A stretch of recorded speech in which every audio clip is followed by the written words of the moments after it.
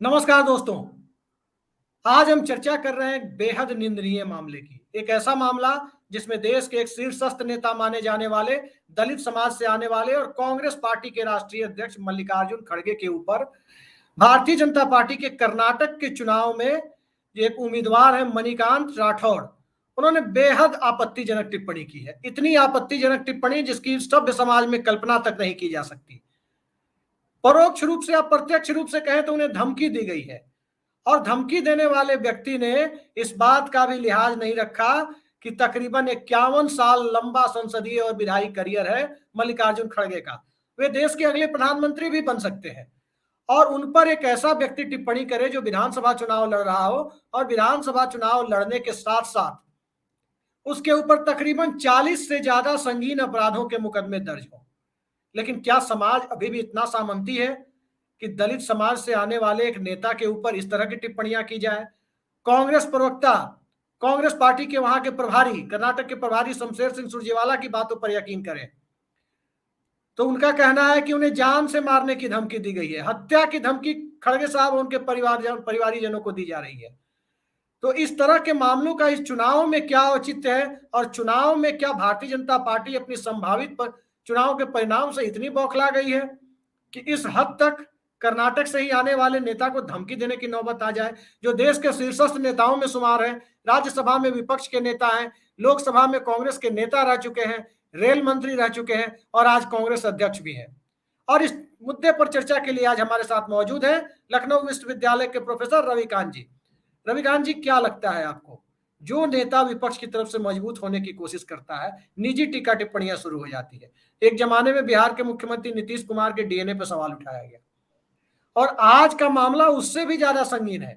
इतना संगीन है कि शमशेर सिंह सुरजेवाला की बातों पर यकीन करें तो खड़गे साहब और उनके परिवारीजनों को हत्या की धमकी दी गई है।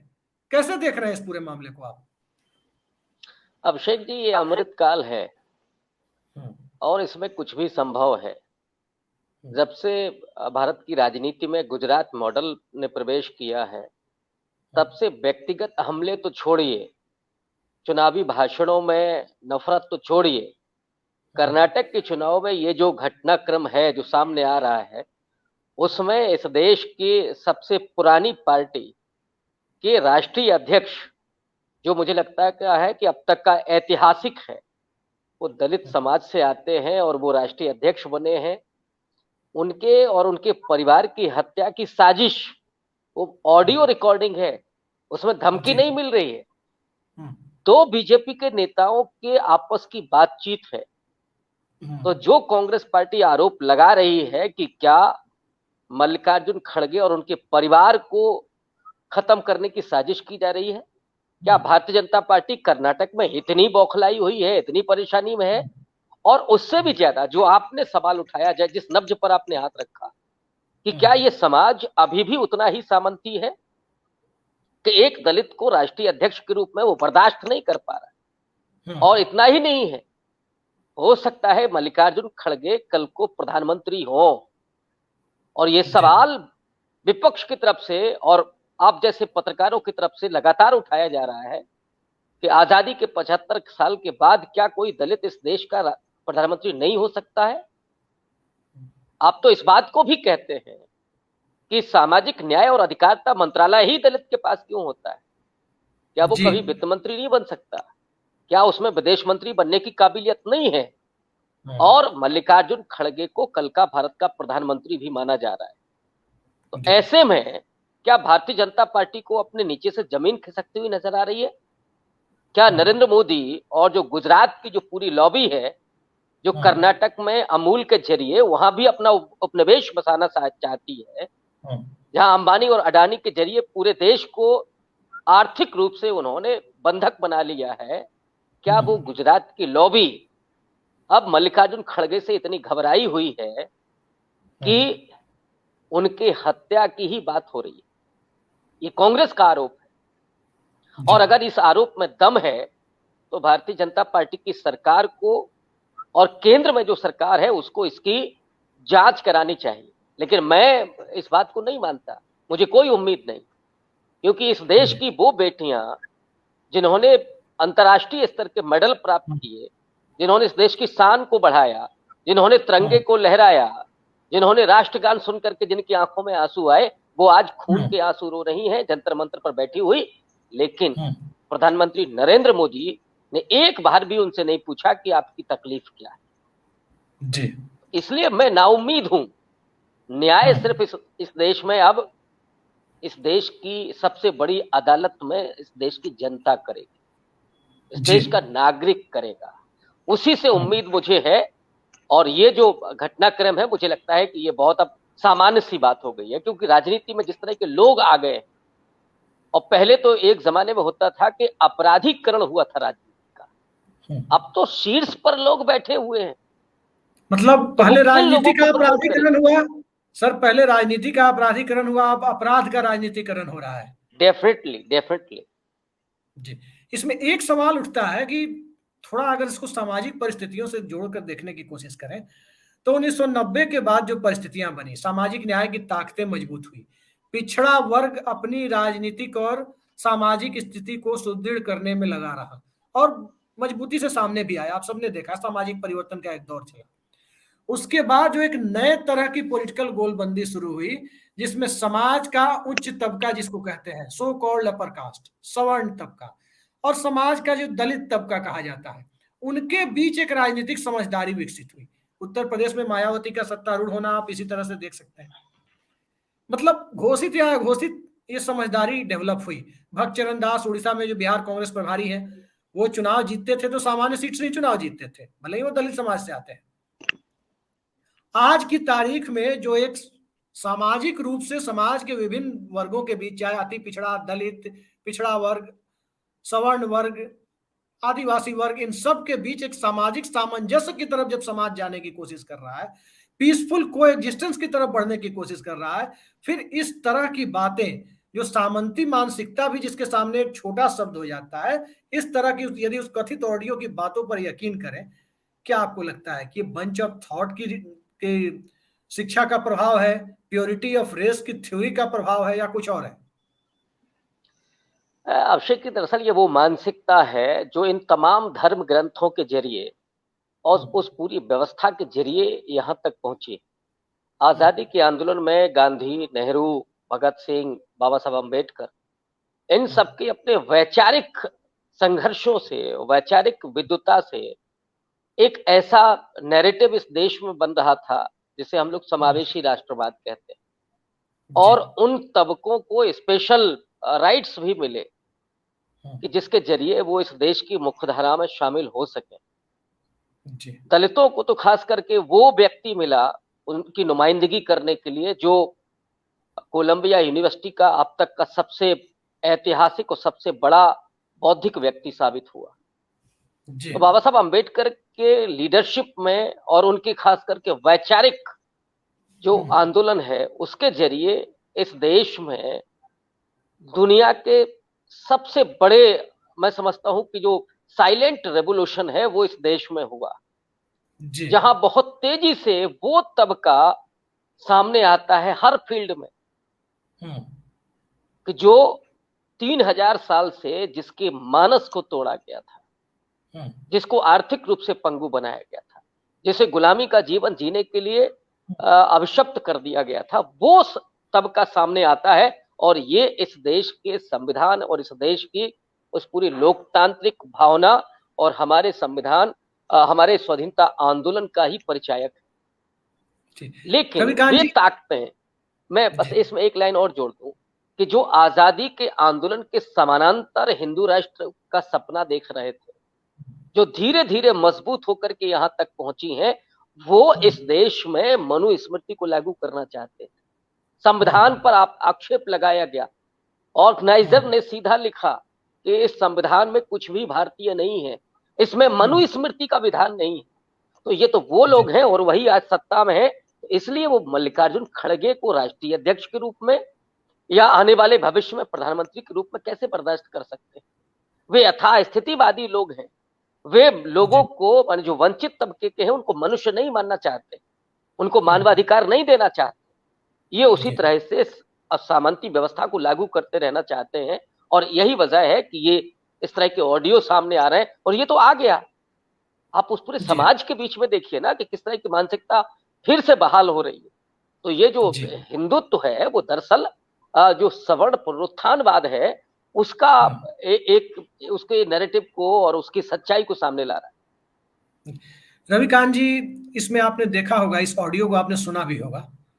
उस ऑडियो में जो कथित आवाज बताई जा रही है वो मणिकांत राठौर, जो चितपुर कंस्टिट्यूएंसी के एमएलए हैं, उनका एक आपराधिक रिकॉर्ड भी बताया जा रहा है। लेकिन जिस व्यक्ति पर अटैक किया जा रहा है वो व्यक्ति आज की तारीख में देश की दूसरी सबसे बड़ी पार्टी का राष्ट्रीय अध्यक्ष और राज्यसभा में संसदीय दल के नेता भी हैं, विपक्ष के नेता भी, यानी उन्हें कैबिनेट मंत्री का दर्जा भी हासिल है। प्रधानमंत्री के समकक्ष विपक्ष के नेता को संसदीय व्यवस्था में आमतौर पर लोगों के बीच दर्जा दिया जाता रहा। शैडो कैबिनेट का चीफ अगर वेस्टमिंस्टर मॉडल ब्रिटिश मॉडल को कहे तो कहा जाता है लीडर ऑफ अपोजिशन को।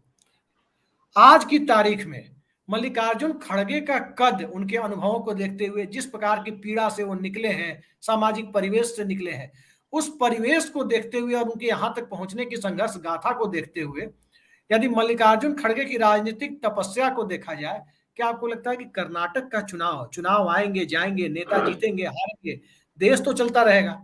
और जब देश चलता रहेगा तो इस तरह की टिप्पणियों के लिए और इस तरह के व्यक्ति को कैंडिडेट बनाने के लिए कोई भी राजनीतिक दल क्यों तैयार होता है? नहीं, लेकिन ये गुजराती मॉडल जो है उसमें ऐसे ही लोगों की आवश्यकता है। ये उनकी काबिलियत का पैमाना है। ब्रजभूषण शरण सिंह को आप देखिए, आज तो इंडियन एक्सप्रेस में वो सारी चीजें आ गई हैं। वो महिला पहलवान क्या बयान दे रहे हैं कि कैसे कैसे और कहां कहां छुआ जा रहा था। ये इतना, अब आप समझ सकते हैं कि ये देश के लिए दुर्भाग्य है, धब्बा है। और आज की जो सत्ता है उसके लिए तो ये वो सवाल है कि जिनसे उन्हें लगातार रूबरू होना चाहिए, लेकिन वो नहीं होंगे। ये मैं बहुत मुतमईन होकर के कह रहा हूं। दूसरा सवाल जो आपने कहा कि उनका इतना लंबा करियर है, उस वंचित समाज से आते हैं, वो दलित हैं, लेकिन गुजराती मॉडल का एक और सूरत हाल है। ऊना कांड देखा इसी देश ने, और प्रधानमंत्री नरेंद्र मोदी के एक लफ्ज नहीं निकला। जब कथित रूप से जो गोरक्षक हैं उन्होंने दलितों की खाल खींचना शुरू किया, उनको अपमानित करना शुरू किया, तो मोदी जी ने इतना भर कहा था कि अरे हमारे दलित भाइयों को गोली मत मारिए, मुझे मार दीजिए। ये आप क्या उम्मीद कर सकते हैं? और वही मोदी जी जो स्वीपर्स के पैर धोते हैं, माने जो सफाई का काम है उसका महिमा मंडन करते हैं। उनकी कर्मयोग नाम की किताब है जिसमें वो लिख चुके हैं ये जो वाल्मीकि समाज के लोग हैं जो सदियों से मल ढो रहे हैं, ये कोई मजबूरी में नहीं ढो रहे हैं, इनको आध्यात्मिक सुख मिलता है इससे। तो मल ढोने से अगर आध्यात्मिक सुख उनको मिलता है, यहाँ एक सवाल ये पैदा होता है। प्रधानमंत्री कर्नाटक के दौरे पर भी हैं। कर्नाटक में वो गालियों का भी हिसाब रखते हैं कि किसने 90 गाली दी, किसने 91 गाली दी, उसका भी हिसाब है। हिमाचल में गालियों का हिसाब उन्होंने किलो में रखा, यहाँ न्यूमेरिकल रख रहे हैं, नंबर के हिसाब से। इसके अलावा आपने ये भी देखा होगा कि प्रधानमंत्री जी महात्मा गांधी पर टिप्पणी करने वाली भारतीय जनता पार्टी की एक महिला कैंडिडेट जो सांसद है, उनको दिल से माफ नहीं करने की बात करते हैं। डिमोनेटाइजेशन के समय में 50 दिनों के बाद जिस चौराहे पे आप बुलाएंगे वहां आने की बात करते हैं। वो चौराहा देश में बना है कि नहीं बना है मैं नहीं जानता, जहां वो आएंगे यहाँ आने की बात कर रहे थे। आज की तारीख में जब खड़गे साहब के ऊपर इतनी भद्दी टिप्पणी की जा रही है, एक तरह से धमकी कही जा रही है, सुरजेवाला साहब की बात पर यकीन करें तो हत्या की धमकी उनके परिवार वालों को कही जा रही है। क्या आपको लगता है प्रधानमंत्री ऐसे उम्मीदवार से खुद को डिसएसोसिएट करेंगे? और क्या चितपुर जाकर प्रधानमंत्री ये कहेंगे कि हमारे इस कैंडिडेट को आप लोग हरा दीजिए? नहीं, वो ऐसे लोगों को आशीर्वाद देते हैं। प्रज्ञा ठाकुर की आप बात कर रहे थे, उनको पार्लियामेंट में लेकर के आए, उसमें बाद में वेलकम भी किया उन्होंने, जिसको दिल से माफ नहीं कर रहे थे, जो गांधी के हत्यारे को देशभक्त कह रही थी। ये काबिलियत है वहां, इसलिए मुझे नहीं लगता है कि मोदी जी ऐसा कुछ करें। और रही बात इसकी कि वो ऑडियो जो कांग्रेस पार्टी आरोप लगा रही है, वो ऑडियो मैंने सुना, लेकिन वो कन्नड़ में है, तो मैं तो उसके बारे में नहीं कुछ कह सकता। लेकिन कर्नाटक के लोग बेहतर तरीके से बताएंगे। लेकिन कांग्रेस पार्टी अगर आरोप लगा रही है तो इसका मतलब उसमें सच्चाई है। और अगर सच्चाई है तो प्रधानमंत्री नरेंद्र मोदी को उस व्यक्ति को तत्काल बाहर करना चाहिए। अगर उनमें जरा भी लोक लाज है, जरा भी इस देश के लोकतंत्र को वो प्रेम करते हैं, इस संविधान में अगर उनकी आस्था है, तो उन्हें उस व्यक्ति को तत्काल बाहर निकाल करके रख देना चाहिए। लेकिन वे ऐसा नहीं करेंगे, क्योंकि मैं जानता हूं न तो उन्हें इस देश के संविधान में कोई आस्था है, न वो लोकतंत्र में विश्वास करते हैं। हाँ, चुनावी लोकतंत्र को केवल वो मानते हैं, और इसलिए 24 घंटे वो चुनावी मोड में रहते हैं। प्रधानमंत्री को जो काम करना चाहिए, आपने कितने प्रधानमंत्री ऐसे देखे अभिषेक जी? हम लोगों की उम्र इतनी नहीं है जी, लेकिन, या मैं उस फील्ड का आदमी नहीं हूं। मैं तो मनमोहन सिंह को जब देखता था तो चुनाव में कोई 1-2 रैलियां उनकी होती थी, वो काम करते थे और शांत रह करके काम करते। नरेंद्र मोदी का एक ही काम है, बोलते रहना, और वो गालियां देना हो, गालियां खाना हो, और ऐसे लोगों को प्रमोट करते रहना कि जो सिर्फ गालियां बकते हो, जो हत्या की बात करते हैं। ऐसे लोगों को वो आशीर्वाद देते हैं जो इस देश के प्रेम करने वाले लोगों को, इस देश के बनाने वाले लोगों को अपमानित करते हो। बाबा साहब अंबेडकर को अपमानित करने वालों को कितने लोगों को उन्होंने तवज्जो दी है, सब जानते हैं। कभी किसी के खिलाफ कोई कार्रवाई हुई क्या? दलितों को पीटने वालों के खिलाफ कोई कार्रवाई हुई क्या? अल्पसंख्यकों की लिंचिंग करने वाले के साथ कोई कार्रवाई हुई क्या? वो तो जब जमानत पर आते हैं तो उनके ही मंत्री जाकर के फूल माला चढ़ाते हैं। इसलिए मैं कह रहा हूं कि उनका लोकतंत्र और संविधान और इस सब में कोई भरोसा नहीं है, और लोकलाज भी नहीं। रविकांत जी, एक चीज बुनियादी होता है कि लोकलाज तो आदमी रखता है। रविकांत जी, उत्तर भारत और दक्षिण भारत के समाज में बहुत ज्यादा फर्क है। दक्षिण भारत में देखें आप सामाजिक आंदोलनों का इतिहास, उसमें गैर बराबरी के खिलाफ और सामाजिक उत्थान के खिलाफ वंचित तबकों ने, दलित तबकों ने, पिछड़े तबकों ने संघर्ष किया।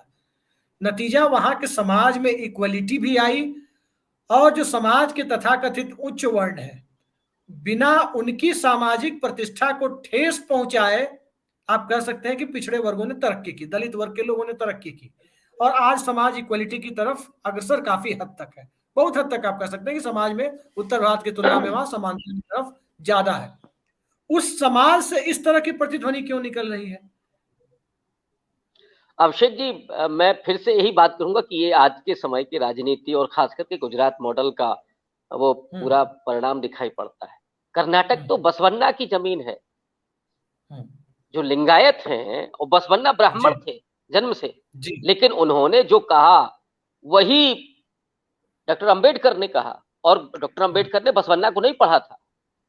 बसवन्ना ने कहा कि जो धर्म ग्रंथ हैं उनको समुद्र में फेंक दिया जाए, क्योंकि ये जातिगत भेदभाव, ये अन्याय के को जस्टिफाई करने वाले, वो समानता की बात। लेकिन एक चीज आप बताइए, जातिगत भेदभाव के खिलाफ तो गोरक्षपीठ मठ भी खड़ा था, लेकिन वहां के महंत जी भी मुख्यमंत्री हैं और वो हनुमान जी की भी जयंती बता देते हैं।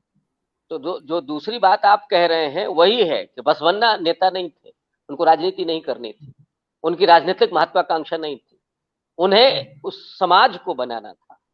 जो संत हुए हैं इस देश में, जो भारत की भावना है वो उसी अंतरधारा से निकलती है। उसमें संतों ने वो जोड़ा है कि कैसे हमें किस तरह का देश बनाना है। तो बसवन्ना है, दक्षिण में और चले जाइए नारायण गुरु हैं, वहीं तमिलनाडु में आपके पेरियार रामास्वामी हैं, और थोड़ा ऊपर आइएगा तो पूरा महाराष्ट्र का आंदोलन है, ज्योतिबा फूले हैं, बाबा साहब अम्बेडकर हैं। तो उस जमीन में निश्चित रूप से सामाजिक और जो धार्मिक आंदोलन हुए हैं वो मनुष्य को समता और बंधुत्व के आधार पर लाकर के खड़ा करते हैं। वो रूढ़ियों, परंपराओं, अंधविश्वासों को मिटाने की बात करते हैं। वो वंचित समुदाय के लोगों को जो उन पर जुल्म होते थे उसके खिलाफ वो खड़े होते हैं जी। लेकिन आज जो हम लोग देख रहे हैं कि उस समाज में आरएसएस ने जो बीज बोया है, जो तमाम वहां बजरंग दल की भी बात हो रही कि वो किस तरह के समाज को बना रहे हैं। वो जो संतों की वाणी थी उसको मिटा करके जो भाषा है, वो भाषा भारत को रिप्रेजेंट नहीं करती। भारत ऐसा नहीं है जी। ये वो लोग हैं जो भारत की उस अंतरधारा को मिटा देना चाहते हैं। बाबा साहब अम्बेडकर के शब्दों में कहूं तो ये प्रतिक्रांति करने वाले लोग जो इस देश में समता, न्याय और बंधुत्व के खिलाफ हैं। दुर्भाग्य से राजनीति का स्वर भी वही है, राजनीति भी ऐसे ही लोगों को प्रमोट कर रही है।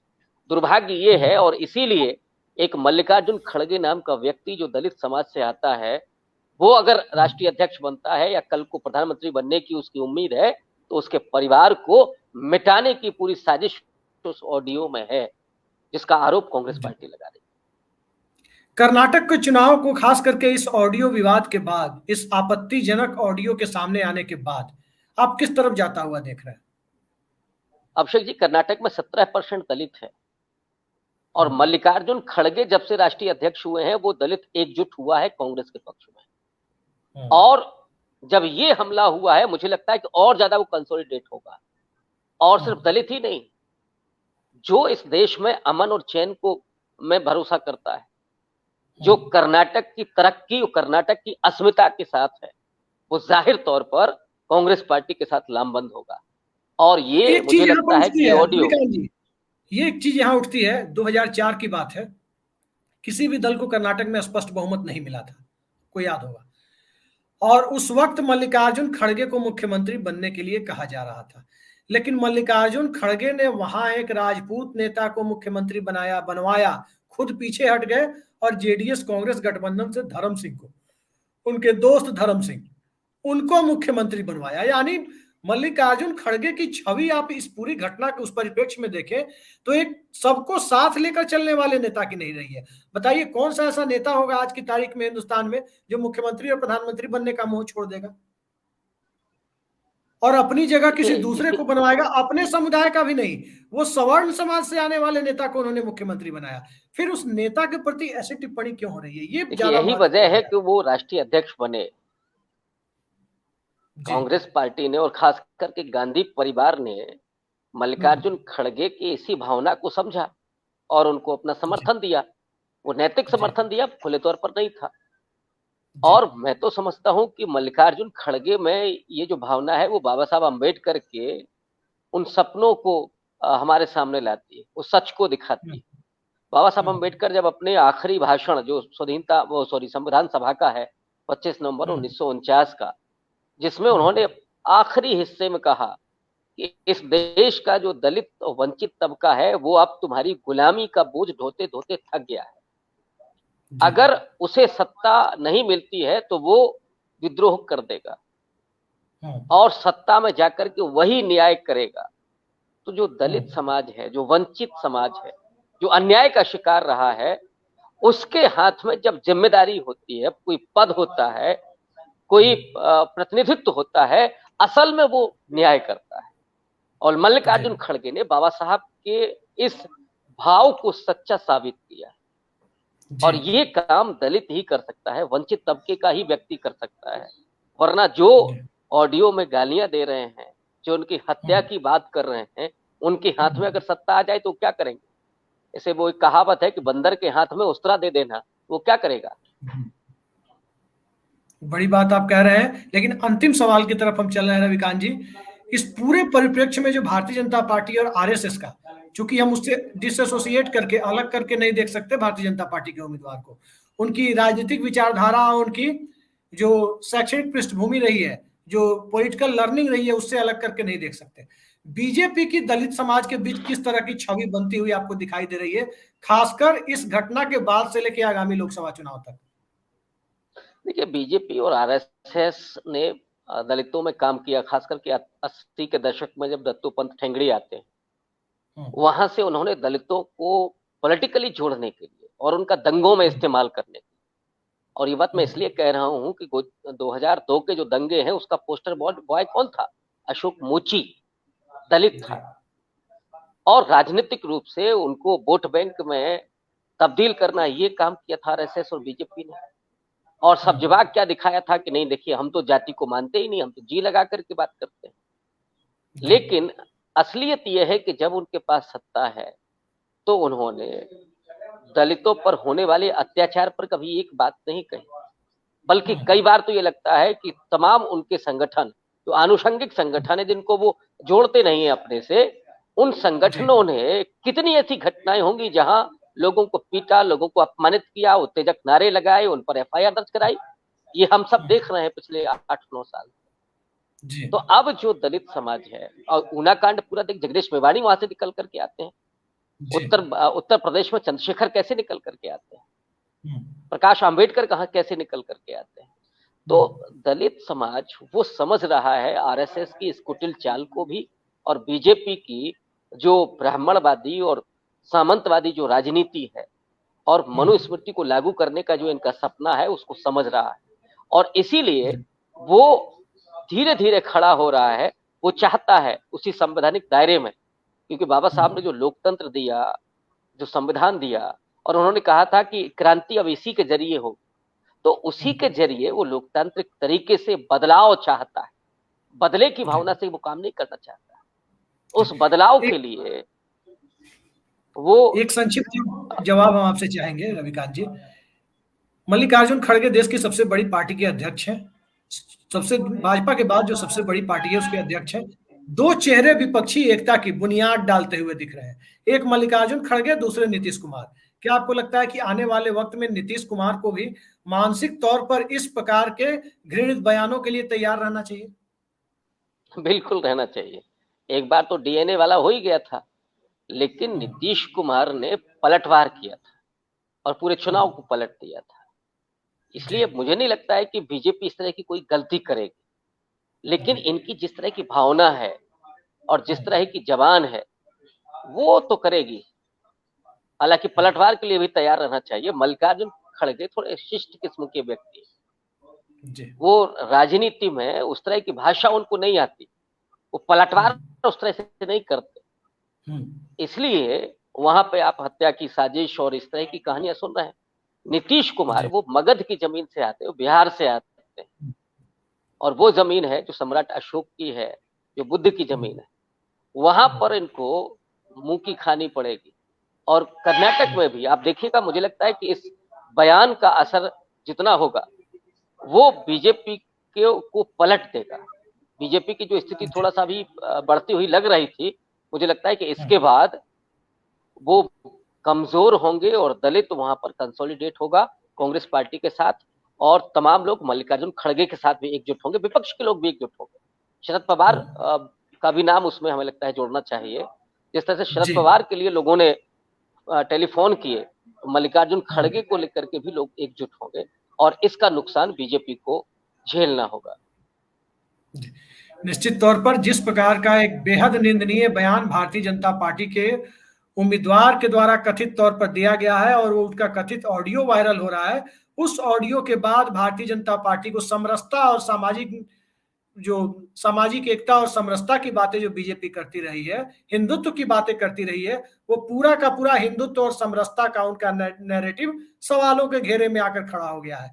अब ये सवालों के घेरे में उनका चुनावी हिंदुत्व है या सवालों के घेरे में नरेंद्र मोदी जो देश के प्रधानमंत्री है उनकी साख है, इन सब का जवाब फिलहाल तो कर्नाटक की जनता आगामी चुनाव में ईवीएम के माध्यम से देगी। और आने वाले वक्त में जो विमर्श का स्तर इतना गिरता जा रहा है, उस विमर्श के गिरते स्तर के बीच में इस देश का आम मतदाता क्या सोचता है, क्या वो समता बनाम समरसता की सियासत में, क्या वो समरसता की बात पर यकीन करता है जो आरएसएस और भारतीय जनता पार्टी करती है, या वाकई वो इक्वलिटी यानी समता की ओर बढ़ते हुए समाज की तरफ अग्रसर होता हुआ दिखाई देता है। इसका जवाब भी कर्नाटक के चुनाव से मिलेगा, और इस चुनाव के माध्यम से यह भी तय होगा कि मल्लिकार्जुन खड़गे ने अपने गृह राज्य में जिस प्रकार की सामाजिक स्वीकार्यता की जरूरत समाज के सभी वर्गों में थी, क्या इस बयान के बावजूद उन्होंने बरकरार रखी है, बढ़ाई है, और कांग्रेस पार्टी ने इस प्रकार के नैरेटिव का कितने मुंहतोड़ तरीके से जवाब दिया है। फिलहाल आज की इस बेहद सार्थक चर्चा में, जो कि एक बेहद गंभीर विषय पर थी और एक बेहद निंदनीय बयान के ऊपर थी, उस चर्चा में जुड़ने के लिए रविकांत जी आपका बहुत बहुत धन्यवाद। नमस्कार।